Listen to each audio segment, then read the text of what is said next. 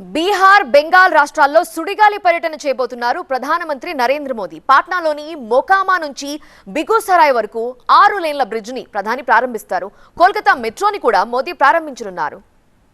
Bihar assembly ఎన్నికల వేళ ప్రధాని మోదీ ఆ రాష్ట్రంలో మరోసారి పర్యటిస్తున్నారు. బీహార్లో 18,000 కోట్ల రూపాయల ప్రాజెక్టుల్ని ప్రధాని ప్రారంభించనున్నారు. పాట్నాలోని మొకామా నుంచి బిగుసరాయ్ వరకు 6 లేన్ల బ్రిడ్జిని ప్రతిష్టాత్మకంగా నిర్మించారు. ఈ వంతెన నిర్మాణానికి 1,870 కోట్ల రూపాయలు ఖర్చయింది. 8 కిలోమీటర్ల మేర ఈ బ్రిడ్జి నిర్మించారు. బీహార్లో ప్రధాని మోదీ ఈ ఏడాది 5వ పర్యటిస్తున్నారు. బీహార్ పర్యటన తర్వాత మోదీ బెంగాల్ వెళ్తారు. అక్కడ పలు అభివృద్ధి కార్యక్రమాల్ని ప్రారంభిస్తారు.